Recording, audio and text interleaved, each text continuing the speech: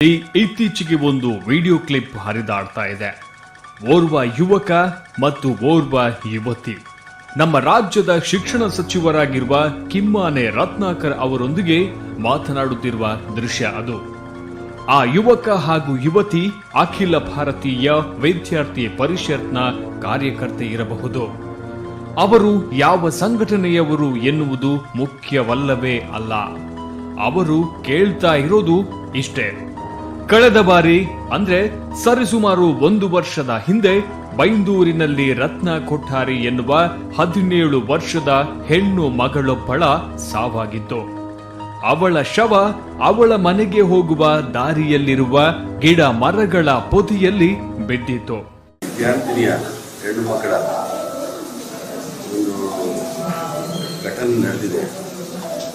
ಆ ಘಟನೆ ಯಾವ ರೀತಿ ಆ ಘಟನೆ ನಡೆದಿದೆ ಅನ್ನೋದ್ರ ಬಗ್ಗೆ ಪೊಲೀಸ್ ಇಲಾಖೆಯವರು ಇವಾಗಲೇ ತನಿಖೆ ಮಾಡ್ತಾ ಇದ್ದಾರೆ. ನಾನು ಕೂಡ SP ಅವರ ಸಂಬಂಧಪಟ್ಟಂಥ ಪೊಲೀಸ್ ಇಲಾಖೆಯವರ ಸಂಪರ್ಕದಲ್ಲಿ ಇದ್ದೇನೆ. ಇವತ್ತು ಅದರ ಸತ್ಯಾಂಶ ಹೊರಗಡೆ ಬರುವಂಥ ರೀತಿಯಲ್ಲಿ ಇವಾಗಲೇ 2-3 ದಿವಸದಲ್ಲೇ ಸತ್ಯಾಂಶ ಹೊರಬರಲಿಕ್ಕೆ ಪ್ರಯತ್ನ ಮಾಡ್ತೇವೆ ಅನ್ನುವಂಥ ರೀತಿ ಮಾತನ್ನು ಹೇಳ್ತಾ ಇದ್ದಾರೆ. ಇದೊಂದು ದೌರ್ಭಾಗ್ಯ. ಆ ಹುಡುಗಿ ಒಳ್ಳೆ ಕಲಿಯುವುದರಲ್ಲಿ ಬೇರೆ ಬೇರೆ ಕಡೆಗಳಲ್ಲಿ ಅವಳಿಗೆ ಇವತ್ತು ರ್ಯಾಂಕ್ ಬರುವಂಥದ್ದು, ಬೇರೆ ಬೇರೆ ರೀತಿಯಲ್ಲಿ ಉತ್ತಮ ವಿದ್ಯಾಭ್ಯಾಸ ಪಡೆಯುವಂಥ ಅವಕಾಶ ಇರ್ತಿತ್ತು. ಬಡ ಕುಟುಂಬದ ಹೆಣ್ಣು ಮಕ್ಕಳು ಈ ರೀತಿ ಇಂಥ ಒಂದು ಪ್ರತಿಭೆ ಇರುವಂಥ ವಿದ್ಯಾರ್ಥಿನಿಗೆ ಈ ರೀತಿ ಆಗಿರುವಂಥದ್ದು ಒಂದು ದೌರ್ಭಾಗ್ಯ. ಯಾರೇ ಆಗಿರಲಿ ಅದರ ಸತ್ಯಾಂಶ ಹೊರಗಡೆ ತಂದು ಅವರಿಗೆ ಕಠಿಣವಾದಂಥ ಶಿಕ್ಷೆ ಒದಗಿಸುವಂಥ ರೀತಿಯಲ್ಲಿ ಇವತ್ತು ಇಲಾಖಾ ಮಟ್ಟದಲ್ಲಿ ಕೆಲಸ ಮಾಡುವಂಥ ಪ್ರಯತ್ನವನ್ನು ಮಾಡ್ತಾರೆ. ಆಕೆಯ ಸಾವಾಗಿ 1 ವರ್ಷಗಳಾಗುತ್ತಾ ಬಂದಿದೆ. ಅವಳ ಸಾವಿಗೆ ಇನ್ನೂ ನ್ಯಾಯ ಸಿಕ್ಕಿಲ್ಲ. ಹಾಗಿರುವಾಗ ಮತ್ತೆ ಅದೇ ಪ್ರಾಯದ ಇನ್ನೋರ್ವ ಹೆಣ್ಣು ಜೀವ ಅನಾವತ್ ಅದೇ ಶೈಲಿಯಲ್ಲಿ ನೆಲಕ್ಕೆ ಒರಗಿದ್ದಾಳೆ. ಅವಳು ಬೆಳಿಗ್ಗೆ 8 ಹೋಗ್ತಾಳೆ ಮನೆಯಿಂದ. ಒಂದು ದಿವಸ ಬೇಗ ಬಿಡ್ತಾರೆ, ಮಧ್ಯಾಹ್ನ 3 ಇಲ್ಲ 4 ಬಿಡ್ತಾರೆ. ಆದರೆ ಇವತ್ತು ನಿನ್ನೆ 3 ಬಿಟ್ಟಿದ್ದಂತೆ. ಮನೆ ಬರೋದು ಲೇಟ್ ಆಯಿತು. 5 ಗಂಟೆ ಆದರೂ ಬಂದಿಲ್ಲ. 4 ಬರ್ತಾಳೆ ಮನೆಗೆ ಅವಳು. 5 ಗಂಟೆ ಆದರೂ ಬಂದಿಲ್ಲ ಅಂತ ನಾವೆಲ್ಲ ಹುಡುಕ್ಲಿಕ್ಕೆ ಹೋಗಿದ್ವಿ. ಅಷ್ಟೊತ್ತಿಗೆ ಅವಳಲ್ಲಿ ಎಲ್ಲ ಊರವರೆಲ್ಲ ಸೇರಿ ಹುಡುಕಿದ್ವಿ. ಆಮೇಲೆ ಅಲ್ಲೇ ಸಿಕ್ಕಿದ್ವಿ ನಮಗೆ. ಏನ್ಬೇ ಕಾಡಲ್ಲಿ ಅಲ್ಲಿ ಅರಣ್ಯ ಇಲಾಖೆಯವರು ಪ್ಯಾಟೇಷನ್ ಇದೆ ಅಲ್ಲಿ. ನಾವು ಅದರಲ್ಲೇ ಹೋಗಿ ಬರ್ತಾ ಇರೋದು. ಅದೇ ದಾರಿ ನಮ್ಮದು. ಕಾಲು ದಾರಿಯಲ್ಲಿ ಹೋಗ್ತೇವೆ. ಸ್ವಲ್ಪ ದೂರ ಎಳ್ಕೊಂಡು ಹೋಗಿದ್ದಾರೆ. ನಮ್ಮ ದಾರಿಕ್ಕಿಂತ ದೂರ ಎಳ್ಕೊಂಡು ಹೋಗಿ ಮರ್ಡರ್ ಮಾಡಿದ್ದಾರೆ. ಡೈಲಿ ಅವಳು ಬೆಳಿಗ್ಗೆ 8 ಹೋಗ್ತಾಳೆ, ಸಂಜೆ 4 ಅಥವಾ 4:30 ಮನೆಗೆ ಬರ್ತಾಳೆ. ನಿನ್ನೆ 5 ಗಂಟೆ ಆದರೂ ಮನೆಗೆ ಬಂದಿಲ್ಲ. ಸಂಗಿ ಬಂದು ಹೇಳಿದ್ಲು, ಅಕ್ಕಂಗೆ ಆವಾಗಲೇ ಬಿಟ್ಟಿದ್ದಾರೆ, 3 ಬಿಟ್ಟಿದ್ದಾರೆ, ನಾನು ನೋಡಿದ್ದೀನಿ ಮೈದಾನದಲ್ಲಿ ಆಟ ಆಡ್ತಿರುವಾಗ, ಇನ್ನೂ ಬಂದಿಲ್ವಾ ಅಂತ ಕೇಳಿದ್ಲು. ಆಮೇಲೆ ಅವ್ರ ಫ್ರೆಂಡ್ಸಿಗೆಲ್ಲ ಫೋನ್ ಮಾಡಿ ಕೇಳಿದ್ವಿ. ಆವಾಗಲೇ ಹೋಗಿದ್ದಾಳೆ, ನಮ್ಮ ಜೊತೆಗೆ ಹೋಗಿದ್ದಾಳೆ ಅವಳು. ನಾವು ಮನೆಗೆ ಹೋದ್ವಿ, ಅವಳು ಮೇಲೆ ಮನೆಗೆ ಬಂದ್ಲು ಅಂತ ಹೇಳಿದ್ವಿ. ಎಲ್ಲ ಹೋಗಿ ಆಮೇಲೆ ಎಲ್ಲೂ ಇಲ್ಲ. ಎಲ್ಲ ಕಡೆ ಫೋನ್ ಮಾಡಿದ್ವಿ, ಎಲ್ಲೂ ಇಲ್ಲ. ಆಮೇಲೆ ಫೋನ್ ಮಾಡಿ ಅಲ್ಲೆಲ್ಲ ಹೋಗಿ ಎಲ್ಲ ಸೇರಿ ಊರವರೆಲ್ಲ ಸೇರಿಬಿಟ್ಟು, ಅಕ್ಕಪಕ್ಕದವರೆಲ್ಲ ಸೇರಿಬಿಟ್ಟು. ಅಲ್ಲಿ ಯಾವ ಸ್ಥಿತಿಯಲ್ಲಿದೆ? ಗಾಯಗಳೇನಾದ್ರೂ ಆಗಿತ್ತ ಮೈಯಲ್ಲಿ? ಇಲ್ಲ, ಗಾಯಗೇನಾಗಿಲ್ಲ. ಕುತ್ತಿಗೆಗೇನೆ ವೇಲ್ ಹಾಕಿದಾರಂತೆ. ನಾವು ನೋಡಿಲ್ಲ ಸರಿ. ನೇಣು ಹಾಕಿದ್ರ? ಅಲ್ಲ, ವೇಲನ್ನ ಸರಿದ್ದಾರೆ, ಚೂಡಿ ವೇಲನ್ನ. ಏನಲ್ಲಿ ಬೇರೆ ಏನಿಲ್ಲ. ಹುಡುಕ ತಡ್ಕಾಡಿದ್ದ ಅಥವಾ ಒದ್ದಾಡಿದ್ದಿದೆ, ಕಾಲಲ್ಲಿ ಒದ್ದಾಡಿದ್ದಿದೆ. ಮತ್ತೆ ಗಿಡಗಳೇನು ಮುರಿದಿಲ್ಲ. ಹಾಗೆ ಮಲ್ಕೊಂಡಿದ್ದಾಳೆ. ಬ್ಯಾಗ್ ಅಲ್ಲೇ ಇದೆ, ಕೊಡೆಯಲ್ಲಿದೆ, ವಾಚ್ ಅವಳ ಕೈಯಲ್ಲೇ ಇದೆ. ಇಲ್ಲ, ಏನಿಲ್ಲ. ಕಿವಿಯ ಚಿನ್ನ ಹಾಕೊಂಡು ಹೋಗಿದ್ದಾಳೆ, ಅದು ಇದೆ. ಅದೇ ಆಕೆಯ ಸಾವಿಗೂ ನ್ಯಾಯ ಸಿಗದೆ ಹೋದರೆ ಕರಾವಳಿಯ ಬೈಂದೂರು ಪ್ರದೇಶದಲ್ಲಿ ಹೆಣ್ಣು ಮಕ್ಕಳು ಹೀಗೆ ಕಾರಣವಿಲ್ಲದೆ ಕಣ್ಮರೆಯಾಗಬೇಕಾ? ಕಿಮ್ಮನೆ ರತ್ನಾಕರ್ ಅವರ ಉತ್ತರ ಅದೇ ಮಾಮೂಲಿ ದಾಟಿಯಲ್ಲಿತ್ತು. ನೋಡೋಣ, ಮಾಡುತ್ತೇವೆ. ಆಕ್ಚುಲಿ ರತ್ನಕೋಟರಿ ಕೇಸಲ್ಲಿ ಇದೇ ತರ ಆಗಿತ್ತು ಸರ್. 1 ವರ್ಷದಿಂದ ಯಾವುದೇ ಪರಿಹಾರ ವ್ಯವಸ್ಥೆಗಳು ಆಗಿಲ್ಲ ಸರ್. ಈಗ ಪುನಃ ಇನ್ನೊಂದು ಹುಡುಗಿ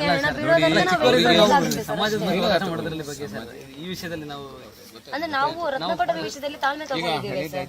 ಅದೇ ನಾವು ಆ ತಾಳ್ಮೆ ತಗೊಂಡಿದ್ದೀವಿ ಸರ್. ಅದನ್ನ ಮತ್ತೆ ಮಿಸ್ಯೂಸ್ ಮಾಡ್ಕೊಳ್ಬೇಡಿ ಅಂತ ಅಷ್ಟೇ ಕೇಳ್ತಾರೆ. ಈಗ ಏನ್ ಮಾಡ್ಬೇಕು? ನಾವು ಎಷ್ಟು ದಿನ ತನಕ ವೇಟ್ ಮಾಡ್ಬೇಕು ಅಂತ ತುರ್ತು ಈಗ ಪರಿಹಾರ ಏನು ವ್ಯವಸ್ಥೆ ನೀವು ತಗೊಳ್ತೇನೆ ಅಂತ ಹೇಳಿದೀರಾ ಸರ್. ಅದಕ್ಕೆ ನಾವು ಎಷ್ಟು ದಿನ ತನಕ ವೇಟ್ ಮಾಡ್ಬೇಕು ಅಂತ ಹೇಳ್ತಾರೆ. ನಾಳೆಯಿಂದಲೇ ಬರುತ್ತಾ ಸರ್?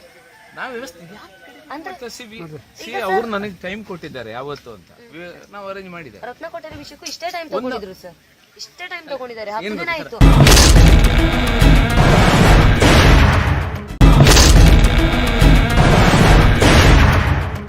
ಅದನ್ನ ಕೇಳಿ ಪ್ರಪಂಚವೇ ರೋಸಿ ಹೋಗಿದೆ ಎನ್ನುವುದು ಅವರಿಗೆ ಗೊತ್ತಿಲ್ಲವೇನೋ.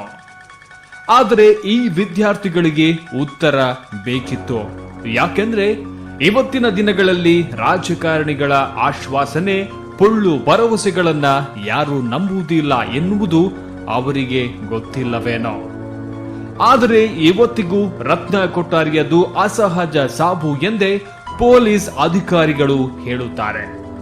ಆದರೆ ಅದನ್ನ ನಂಬಲು ಯಾವ ವಿದ್ಯಾರ್ಥಿ ಸಂಘಟನೆಯೂ ತಯಾರಿಲ್ಲ. ನಿಜ, ಇದು ಏನಿದೆ ಇದು ಸಾಮಾನ್ಯವಾಗಿ ಇದು ಆಗಬಾರ್ದು, ಪಾಪ ಬಡವರು ಜನ. ಬಟ್ ಆದರೆ ಈ ಸಮಾಜದಲ್ಲಿ ಕೆಲವರು ಬ್ಯಾಡ್ ಎಲಿಮೆಂಟ್ಸ್ ಇರ್ತವೆ. ಸೊ ನಮ್ಮ ಜವಾಬ್ದಾರಿ ಏನಿದೆ, ನಾವು ಅವರಿಗೆ ಹಿಡಿಬೇಕು, ಈಗ ಅರೆಸ್ಟ್ ಮಾಡಬೇಕು, ಅವರಿಗೆ ಕಾನೂನಿನಿಂದ ಏನು ಶಿಕ್ಷೆ ಇದೆ ಕೊಡಿಸ್ಬೇಕು. ಮತ್ತು ರತ್ನ ಕೊಠಾರಿ ನೀವು ಮೆನ್ಷನ್ ಮಾಡಿದ್ದೀರಿ. ರತ್ನ ಕೊಠಾರಿ ಇದುವರೆಗೆ ಡಾಕ್ಟರ್ ಏನು ಹೇಳ್ತಾರೆ, ಇದು ಸಹಜ ಸಾವು ಅಂತ, ನ್ಯಾಚುರಲ್ ಡೆತ್. ಓಕೆ, ಸೊ ಅದು ಒಂದು ಸಮಸ್ಯೆ ನಮಗೆ ಇದೆ. ಸೊ ಅದರಲ್ಲಿ ನಮಗೆ ಕಾಸ್ ಆಫ್ ಡೆತ್ ಯಾವುದು ಗೊತ್ತಾಗಲಿಲ್ಲ. ಸೊ 3-4 ಕಡೆ ನಾನು ತಪಾಸಣೆ ಮಾಡಿಸಿದ್ದೀವಿ. ಸ್ಥಳೀಯರಿಗೆ 2 ಕೊಲೆಗಳು ಒಂದೇ ಶೈಲಿಯಲ್ಲಿ ಇರುವುದರಿಂದ 2 ಕೊಲೆಯನ್ನ ಈಗ ಸಿಕ್ಕಿಬಿದ್ದಿರುವ ಅಕ್ಷತಾ ದೇವಾಡಿಗ ಕೊಲೆ ಆರೋಪಿ ಸುನಿಲನೇ ಮಾಡಿದ್ದಾನೆ ಎನ್ನುವ ಸಂಶಯ ಇದೆ. ಈ ಬಗ್ಗೆ ತನಿಖೆ ಆಗಬೇಕು. ಯಶಸ್ವಿ ಆಗಿದ್ದೀವಿ. So main accused person is one Sunil, age 19 years, son of Sheena, resident of 10th Cross Yojana Nagar, Yadtare Grama, Kundapur Taluk.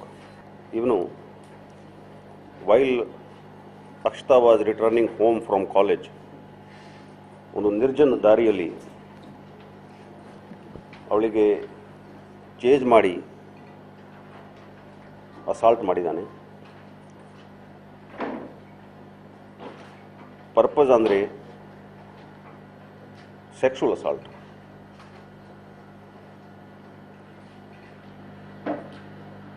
Medical reports ಮತ್ತು evidence available to us indicate that proper rape ಅಂದರೆ ಆಗಿಲ್ಲ, but sexual assault ಅಂದರೆ try ಮಾಡಿದ್ದಾನೆ. But that assault will also fall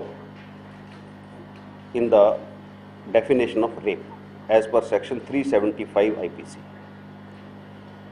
2 ವರ್ಷ ಹಿಂದೆ definition of rape has been changed, enlarge ಆಗಿದೆ. So ಆ ಡೆಫಿನೇಷನಲ್ಲಿ it will be considered rape, but sexual contact ಆಗಿಲ್ಲ. ಅಕ್ಷತಾ ಅನ್ನೋ ಹುಡುಗಿಗೆ ತಂದೆ ತಾಯಿ ಇಬ್ಬರು ಕೂಲಿ ಮಾಡ್ತಾರೆ.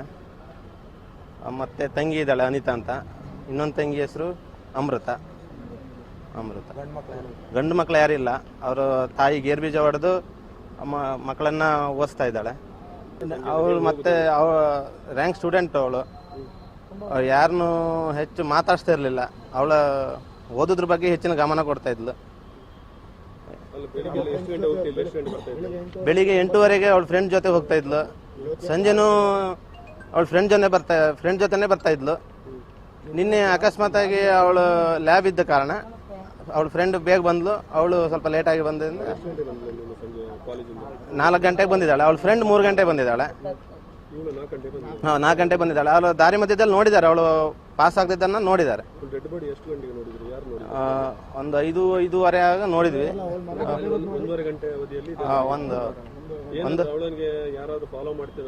ಅಂತ ಘಟನೆಗಳು ಇನ್ನು ಯಾರು ಮನೆಯವ್ರ ಹತ್ರ ಹೇಳ್ಕೊಂಡಿಲ್ಲ. ಅವಳ ಫ್ರೆಂಡ್ಸ್ ಹತ್ರನೂ ಹೇಳ್ಕೊಂಡಿಲ್ಲ.